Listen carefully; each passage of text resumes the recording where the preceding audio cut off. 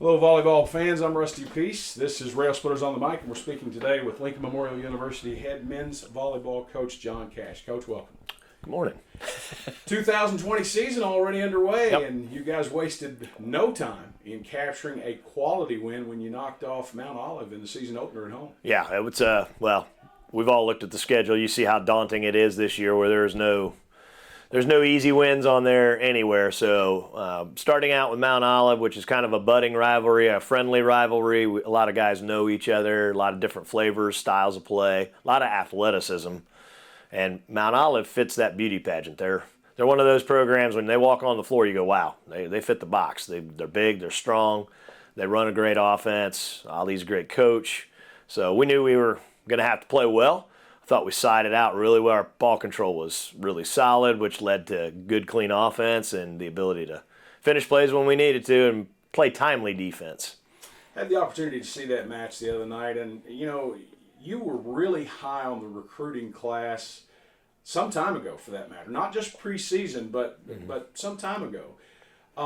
And while you have a great deal of returning players as your base core foundation, I mean, some very decorated players, both on and off the court, you've got a lot of newcomers that are contributing right away. Absolutely, yeah. Well, that was a stud class for us. It was a big get. The first class where we had time to actually put in 2 years of research, basically, to go out and headhunt and get ahead of the game and find guys that fit who we are as a university, who we are as a program, and fill key positions. So you get those guys who come in, they're a little bit more polished. They come in and compete right away.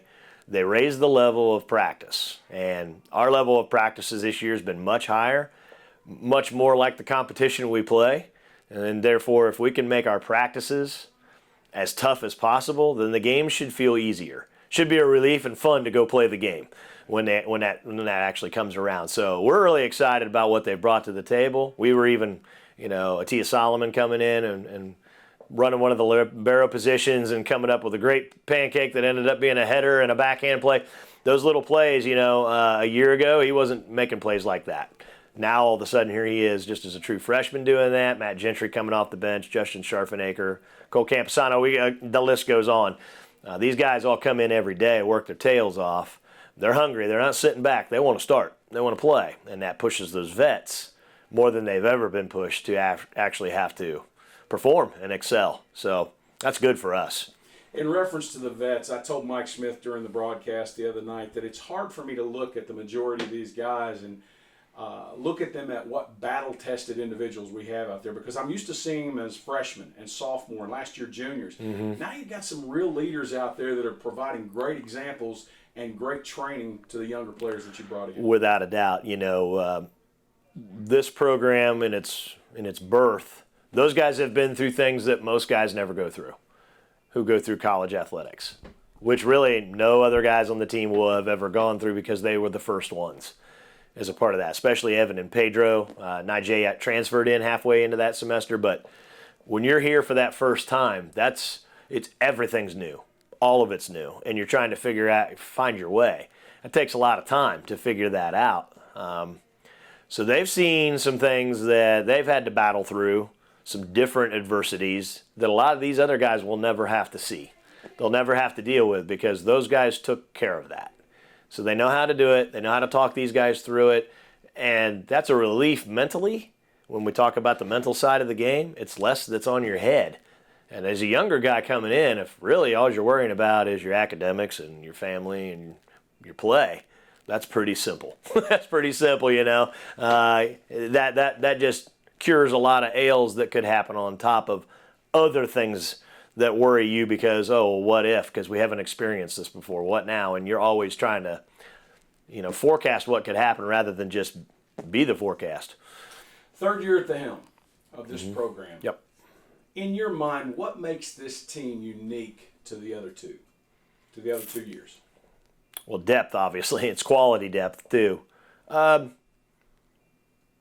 The connective piece of faith. I think the first 2 years, you kind of have a hodgepodge of guys in the program from all over, and that's no fault of anyone's. That's usually how most programs are brought together. but a lot of different backgrounds, and so it didn't always mesh easily. Moving forward into this year, they have all come together and understand their role as far as how you make a program work and how it's okay to be from all over the world, but there's commonality amongst one another, you know. And in many of our cases, we're born into a family, but at the end of the day, when you come here, you picked your family. And there's something to be said for that. So when you pick your family, you know what you're getting into. Right. And that breeds a certain level of consistency and high-level thought, and you care. You not only care about the game, you not only care about your university, but you really care about your brother standing next to you. And that leads to W's.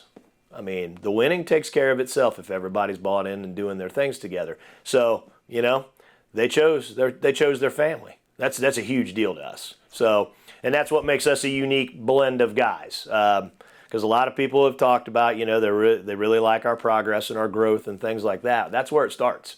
It's got to be the right people.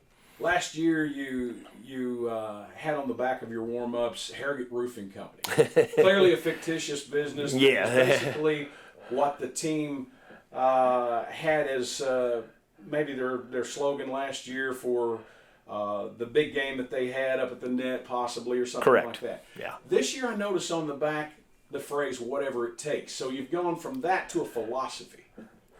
That philosophy has been around me for a long, long time, and I will not take credit for it. One of my assistant coaches in high school, Tom Villani, I'll give him a shout out, Sycamore High School. He came up with that when we were coaching back in the day, and we put it on one of our high school sweaters.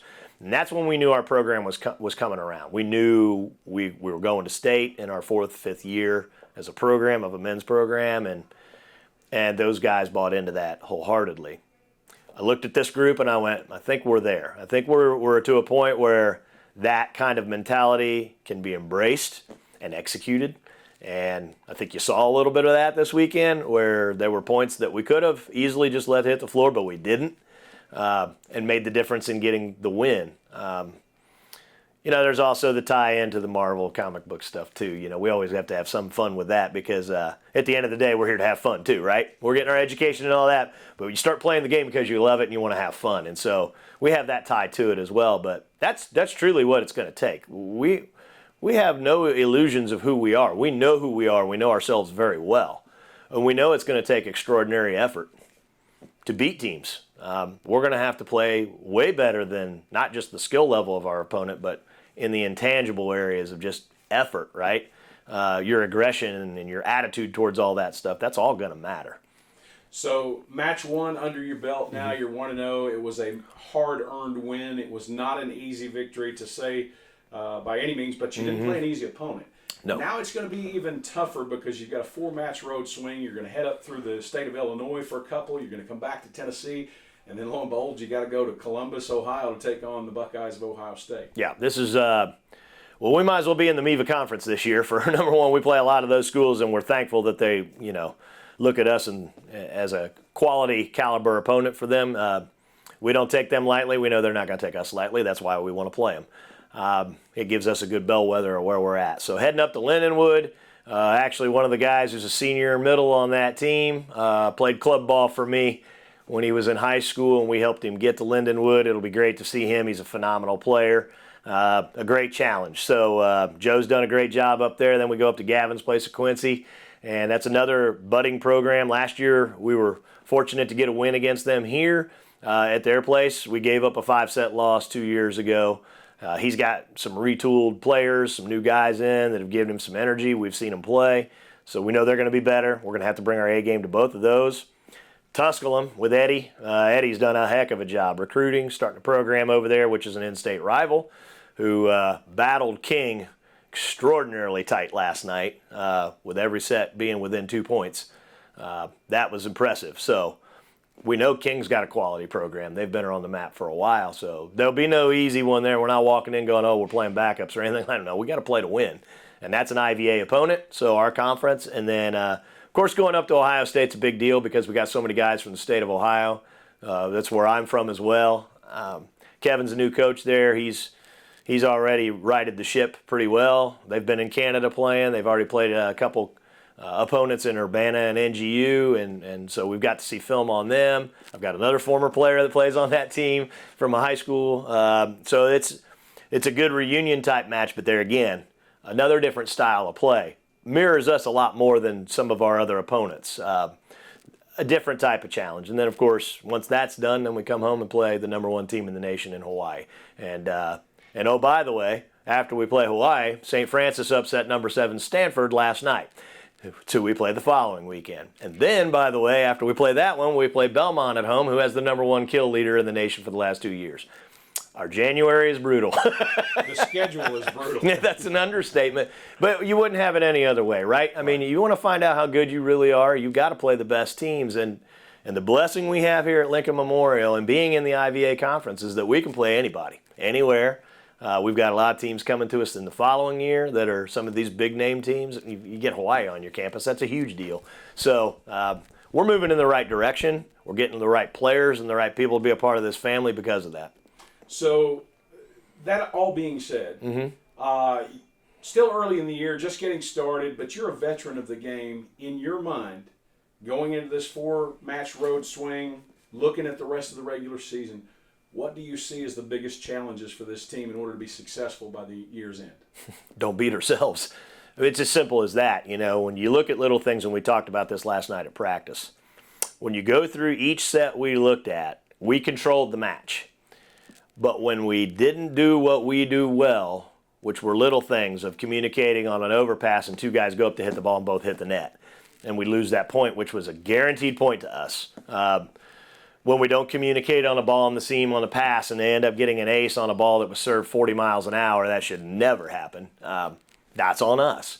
So those things have to be corrected immediately. That doesn't happen every day.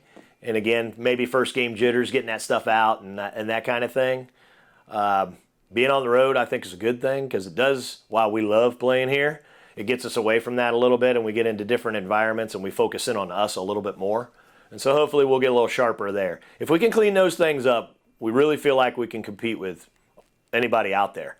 And if you got a shot, if you're competing at a high level and you got a shot to win, then you just need a couple things to roll your way, you know, and that's where our defense has been opportunistic in the last few years.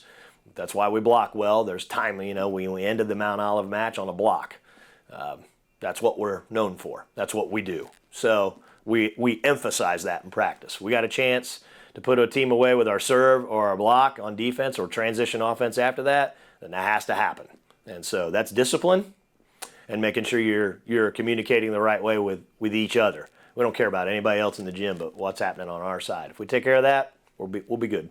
Coach, good luck. Thank you. Appreciate it.